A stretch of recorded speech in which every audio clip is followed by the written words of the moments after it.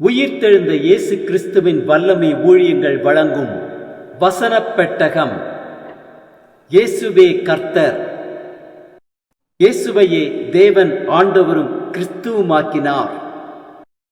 இயேசுவே ராஜாதி ராஜா, கர்த்தாதி கர்த்தா. கிறிஸ்துவே மரித்தோர் மேலும் ஜீவனுள்ளோர் மேலும் ஆண்டவர். கிறிஸ்துவே போதகரும் ஆண்டவருமாயிருக்கிறார்.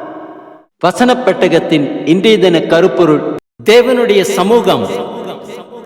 God's presence is described as presence of God deals with the ability of God to be present with human beings, implying a close and personal encounter with the Lord.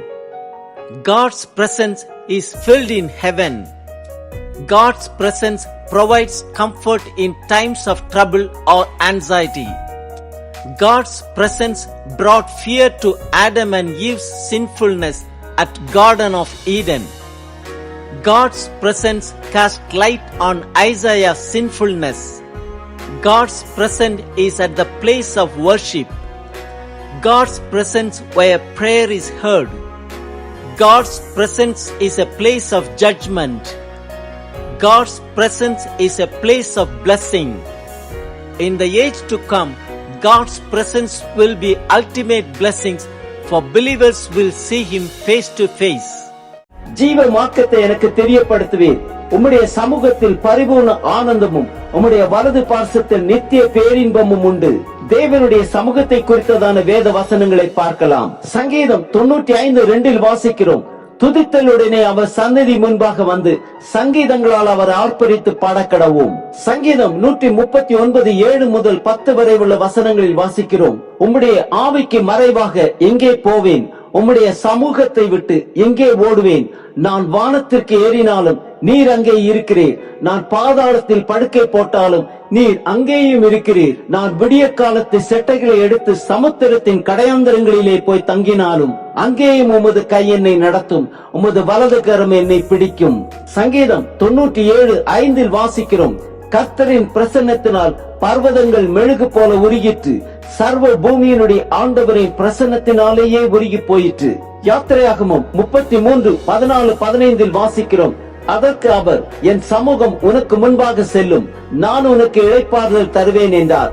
அப்பொழுது அவன் அவரை நோக்கி, உம்முடைய சமூகம் என்னோட கூட செல்லாமற் போனார், எங்களை இவ்விடத்திலிருந்து கொண்டு போகாதிரும். பிரசங்கி 5:2 வாசிக்கிறோம்: தேவ சமூகத்தில் நீ துணிகரமாய் உன் வாயினால் பேசாமலும் மனம் பதறி ஒரு வார்த்தையையும் சொல்லாமலும் இரு.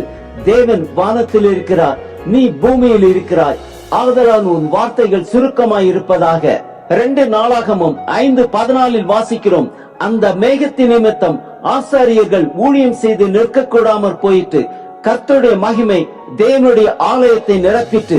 சங்கீதம் 51:11 வாசிக்கிறோம்: உமது சமூகத்தை விட்டு என்னை தள்ளாமலும் உமது பரிசுத்த ஆவியை என்னிடத்திலிருந்து எடுத்துக் கொள்ளாமலும் இரும். மத்தேயு 18:10 வாசிக்கிறோம்: இந்த சிறியரில் ஒருவனையும் அற்பமாய் எண்ணாதபடிக்கு எச்சரிக்கையாயிருங்கள். அவர்களுக்குரிய தேவதூதர்கள் பரலோகத்திலே என் பரம பிதாவின் சமூகத்தை எப்பொழுதும் தரிசிக்கிறார்கள் என்று உங்களுக்கு சொல்லுகிறேன். யாக்கோபு 4:10 வாசிக்கிறோம்: கர்த்தருக்கு முன்பாக தாழ்மைப்படுங்கள், அப்பொழுது அவர் உங்களை உயர்த்துவார். ஏசாயா 59:2 வாசிக்கிறோம்: உங்கள் அக்கிரமங்களே உங்களுக்கும் உங்கள் தேவனுக்கும் நடுவாக பிரிவினை உண்டாக்குகிறது, உங்கள் பாவங்களே அவர் உங்களுக்கு செவி கொடாதபடிக்கு அவருடைய முகத்தை உங்களுக்கு மறைக்கிறது. லேவியராகமம் 10:1 வாசிக்கிறோம்: பின்பு ஆரோனின் குமாரனாகிய நாதாபும் அபியூவும் தன் தூப கலசத்தை எடுத்து அவைகளில் அக்னியையும் அதன் மேல் தூப வர்க்கத்தையும் போட்டு கர்த்தர் தங்களுக்கு கட்டளையிடாத அந்நிய அக்னியை அவருடைய சந்நிதியில் கொண்டு வந்தார்கள். அப்பொழுது அக்னி கர்த்தருடைய சந்நிதியிலிருந்து புறப்பட்டு அவர்களை பட்சித்தது, அவர்கள் கர்த்தருடைய சந்நிதியில் செத்தார்கள். எண்ணாகமம் 6:26 வாசிக்கிறோம்: கர்த்தர் தம்முடைய முகத்தை உன்மேல் பிரசன்னமாக்கி உனக்கு சமாதானம் கட்டளையிட கடவர். 1 தீமோத்தேயு 6:16 வாசிக்கிறோம்: ஒருவராய் சாவாமை உள்ளவரும் சேரக்கூடாத ஒளியில் வாசம் பண்ணுகிறவரும் மனுஷரில் ஒருவரும் கண்டிராதவரும் காணக்கூடாதவருமாய் இருக்கிறவர், அவருக்கே கனமும் நித்திய வல்லமையும் உண்டாயிருப்பதாக.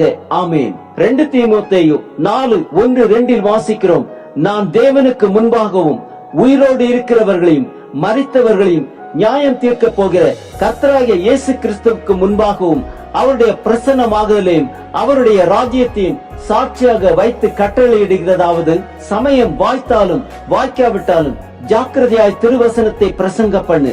எல்லா நீடிய சாந்தத்தோடும் உபதேசத்தோடும் கண்டன பண்ணி கடிந்து கொண்டு புத்தி சொல்லு. தீத்து 2:13 வாசிக்கிறோம், நாம் நம்பி இருக்கிற ஆனந்த பாக்கியத்துக்கும் மகா தேவனும் நமது இரட்சகருமாகிய இயேசு கிறிஸ்துவனுடைய மகிமையின் பிரசன்னமாகுதலுக்கும் எதிர்பார்த்து கொண்டிருக்கும்படி நமக்கு போதிக்கிறது. ஆம், தேவனுடைய சமூகத்தில் பரிபூர்ண ஆனந்தமும் அவர் வலது பார்சத்தில் நித்திய பேரின்பமும் உண்டு. துதித்தலுடனே அவர் சந்நிதி முன்பாக வந்து சங்கீதங்களால் அவரை ஆர்ப்பரித்து பாடக்கடவும்.